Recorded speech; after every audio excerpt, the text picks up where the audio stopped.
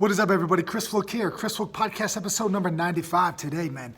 Today we're going to be talking about one of the greatest athletes of all time, the power lifter, Ed Coan. Now, if you're not too familiar with Ed Coan, this man dominated the competition. The next best guy was probably about 85% of whatever he was fully capable of. In the deadlift, he's a man that deadlifted 1,000 pounds, a man that squatted 1,000 pounds, a man that bench pressed over 570 pounds, okay? At the body weight of 220. He was 5'6". This was a guy that crushed the competition day after day, week after week, year after year, okay? You get the idea, the best of the best. More dominant than Michael Jordan, more dominant than Usain Bolt. Some of you guys might be asking yourself, how could reading a book about this man? I don't care about powerlifting. I don't give a crap about getting strong, other than saying you should. There's still these principles here that he applied to his training, that his ability to perform. Some of these things that we could take and we could pull and we could put them into our own lives here. For example, man, I got this podcast going on. It took me 94 episodes to get 4,000 subscriptions, right? That's not good, the grand scheme of things. My goal for this is not to be the greatest podcast of all time. I'm never going to be Joe Rogan, but let me tell you something. I could get a little bit better. I could get a little bit better each month, each year, each decade, however long I try to do this thing, right? And at the end of it, man, I'm just hoping that my next 4,000 downloads comes faster than the first 4,000, right? And if you're just able to speed up the process over and over again, you know, eventually you're going to have a pretty good thing going here. And that's kind of what we're going to be talking about with this book. You know, I don't want you all to become the greatest power lifter of all time. I want you to understand the importance of strength training, all right? But at the end of the day, we're not all going to be Ed Coan. He is, you know, an outlier. But we could still follow principles that got him to the top.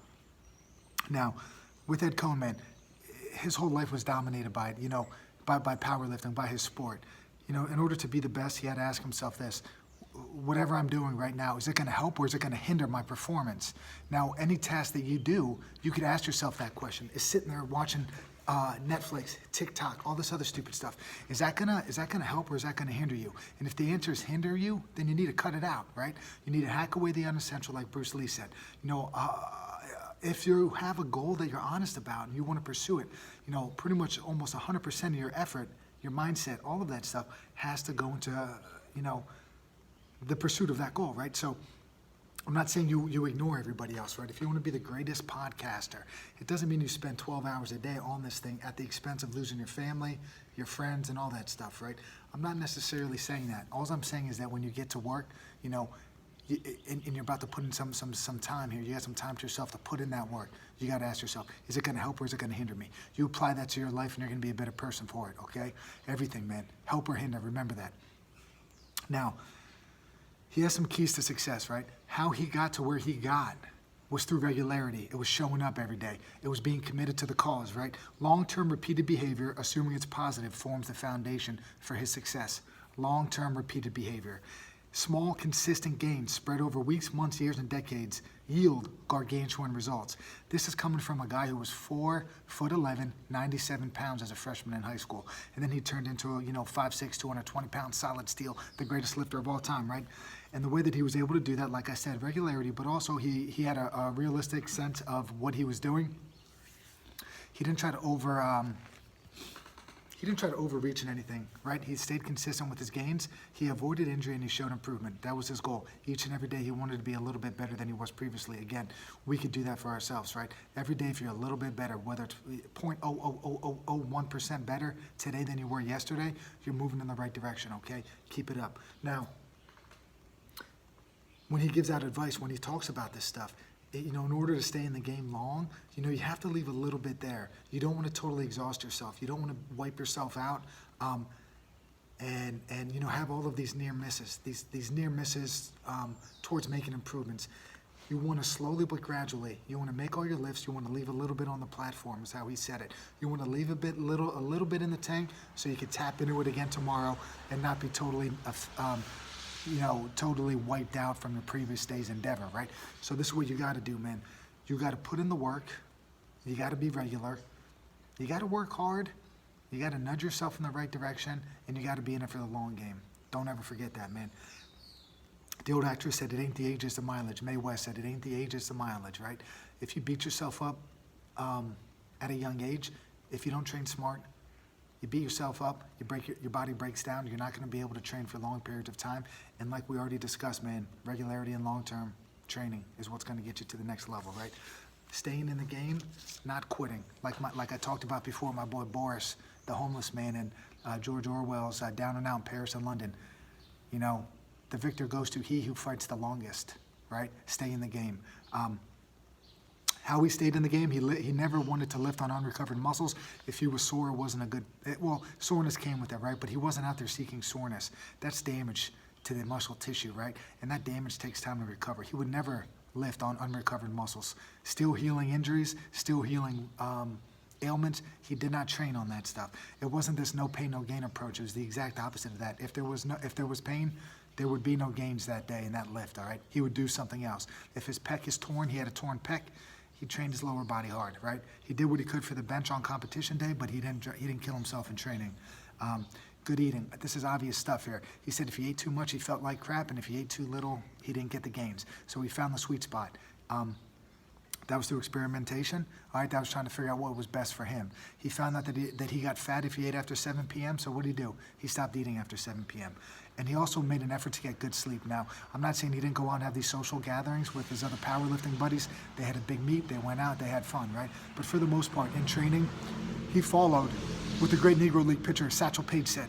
The social ramble ain't restful. He knew that he was not going to be able to optimize his training if he didn't sleep, if he didn't rest, if he didn't recover. So like I said earlier in this show, right, 100% of his capacity, 100% of his focus went towards, will this help or will this hinder me? Doesn't mean he was always perfect.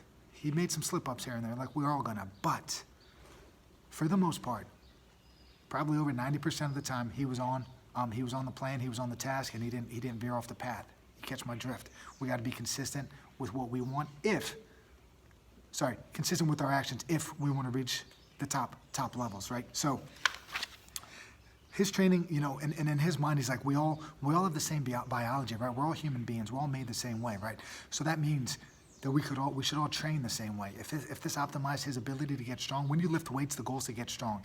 In Ed Cohn's mind, there's no other point to lifting weights other than to build strength and to build muscle. All right. If you want to get your cardiovascular fitness, you go do something else. But in the gym, you train for strength training, and I think that applies to. I think that applies in my world where we're training young kids and we're training athletes and stuff like that. We're in the weight room to get strong. I'm not going to help you out become a better football player in the weight room. I'm not going to put some resistance. And if you're a quarterback and we're going to do resisted throws with a ball, nah. We're trying to build the core. We're going to try to get you as strong as possible, and then that's going to translate to being a better athlete, all right? I got nothing. I can't help you hit a baseball. I can't do that. We're not going to do that. We're going to focus on getting you as athletic as possible and then apply those athletic attributes to your sport. That's it. How do you get athletic? You need a certain level of strength and you need a certain level of power. How do you get that stuff? His mind, the core four. Now just remember this. We all have the same biology, and we all have the ability to... if a human being has done it, that means it's possible for us to do it too, okay?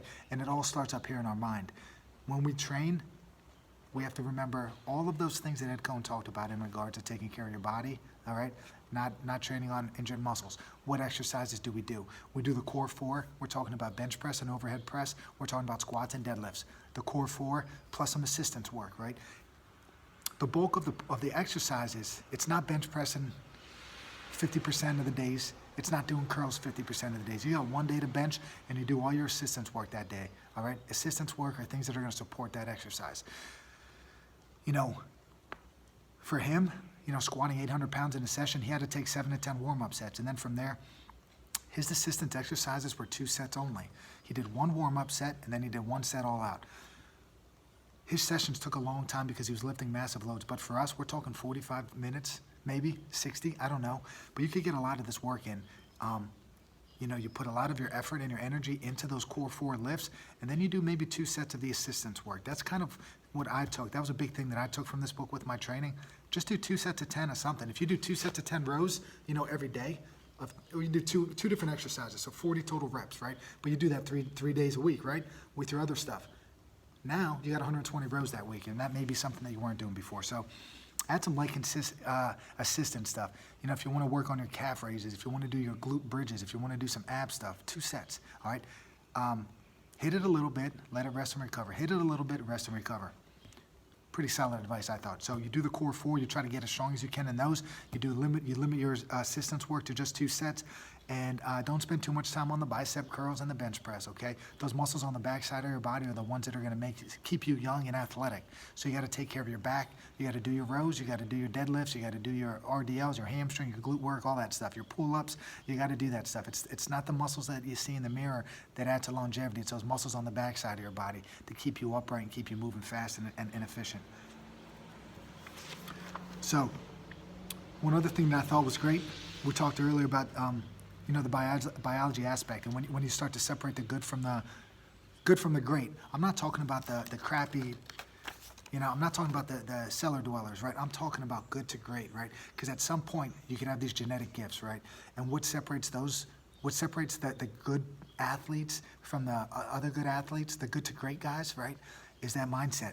We're all equal. We're all going to be incredible genetic freaks at some point, right? Whether you climb the ranks, the NFL, to the Hall of Fame level, like whatever sport you're in, eventually you're going to get to some people that have physical qualities. And what's going to separate you is that mindset.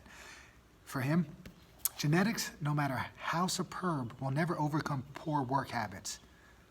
Hard work beats talent when talent doesn't work hard. That's like a mantra that's been said in every high school weight room probably for a long time. Drive, persistence, ambition will trump genetics every time. You control those. Brain power, perseverance, hard work, and then maybe genetics. That's kind of that's his rank order of things, right? And he said it, 3 different ways there, basically. But if you caught the theme here, your drive, that's you. That's up top here. Your persistence, that's showing up every day. Ambition, that's coming from your heart. It's coming from your brain. Perseverance, it's facing some adversity and still showing up. Hard work, you control that. Attitude and effort, that's on you, all right? That shows up in everything that you do. You control your attitude, you control your effort. And speaking of the mind, when you do this stuff, you could visualize these things, right? You could see yourself being successful. When he totaled the largest total he ever did, he laughed on his way to the stage because he already went over this thing thousands of times in his brain. He already had this day envisioned in his mind that he got up to that platform and he ripped that deadlift and he broke the record, man. That's all because of his training that he did at home. His mental training, on game day, say, whatever your game day is, he kept things quiet externally and internally. When that little voice starts to show its head, that little voice that tries to sabotage you on the inside, man, when that started showing up, he worked to recenter, to refocus, and then he got back to just lounging, vegging out a little bit on game day. He didn't want a lot of input coming in. He knew that adrenaline is a precious commodity. He didn't want to be jacked up all day because he knew that would affect his performance later in the day. He didn't want to stress himself out. Cortisol, man. Not only is it going to make your belly fat, right, but it's an energy vampire. It's going to totally hinder your performance. You got to avoid having high cortisol levels on game day. You want to stay calm. You want to relax. You want to train your mind. How do you train your mind? You take these, 10 to 30-minute segments of your day, and you just try to relax a little bit. It's going to be tough, but you just lay down, prop your feet up, do some deep breathing. If you can learn how to control your system a little bit, regulate your heart rate, regulate your breathing, right, that's gonna help you when you need to tap into that, when that mind starts to drift and that mind starts to wander, and that mind starts to get in a way that you don't want it to get on game day, right? You could lay down, you could take your deep breaths, you could go to the side, you could say whatever mantra you need. This is not some woo-woo stuff. This is stuff that lasts. This is stuff that works. If it's good enough for the greats, if it's good for the goose, it's good for the gander, if you catch my drift, right? If some of the greatest athletes in their sport understand the importance of the mindset, then you should understand the importance of the mindset. Now, in conclusion here, a couple of things that we could take away from this, right? Remember that his genetics were not superior. He was 4'11", 97 pounds. He was a late bloomer, so to speak. So if you're a coach, if you're a parent and your kid's that small, don't lose patience with him, man. Stay with him, all right? He could be a late bloomer. Give him time to develop. So it wasn't all about genetics for him. He had the drive and he had the mental willpower to persevere. He had the ambition and he just kept working. It's attitude and effort. Remember that. His keys to success: regularity, long-term repeated behavior, stay positive with your training, small consistent gains spread over weeks, months, years, and decades. That's what's going to yield gargantuan results. I love that word, gargantuan. That's big time stuff right there. We got to avoid injury. We got to show improvement. And it's always best to leave a little bit on the platform, man. Leave a little bit more so you know that you can tap into it the next day. You don't want to peak out today. You want to be able to ride it out. You never want to hit your peak, because at that peak, the next step is down, and you don't ever want to work in that direction. So you always want to leave a little bit more, leave a little bit for next week, leave a little bit for next month, all right? And just keep trending in the right direction. Lastly, he talked about diet, he talked about sleep, all right? You need to run these self-experiments on yourself. You need to figure out what works for you and what doesn't work for you. You don't want to take a bunch of energy gels when you got to go race and then you're crapping your pants, right? Because you didn't have the energy gels in training, your body's not used to it, now you're sick and you perform poorly. Use your training to introduce some foods to yourself. Find an eating routine, find an eating schedule, whether or not you're taking some shakes, whether or not you're eating a salad at this time. Find some consistency when you're getting into training. You don't want to think too much about food. You just want to know, the morning I'm going to have a shake, and then I'm going to have a salad, then I'm going to have this, then I'm going to have that. Boom, there's your food for the day. And if you do that consistently, it's one less thing you got to worry about. That's in training. That's not really all year round. That's like when you got to limit the external output and you got to stay focused on the goal, right? Good sleep, good eating. You need to get some of that non-restorative, or not non-sleep, but restorative, relaxation stuff. The mindset. Lay down for a little bit. 10 minutes a day is gonna do a whole lot for you overall in terms of resting your mind, resting your body. It's gonna keep those cortisol levels down, and it's gonna keep you trending in the right direction. You gotta take care of yourself. You gotta avoid injury. You gotta keep showing up. And like Boris said in the last episode, man, victory is to he who fights the longest. Another example of it is the great Ed Cohn. Marty Gallagher wrote the book. Great author, great coach. If you're a strength and conditioning coach, buy his book, The Purposeful Primitive. It's 800 some pages of great insight on training, and it talks about all the greats. Greats in the powerlifting world, greats in the bodybuilding world, greats in the weightlifting world. Marty Gallagher is the author, great guy. Ed Cohn, the man, the myth, the method. Solid book, solid read.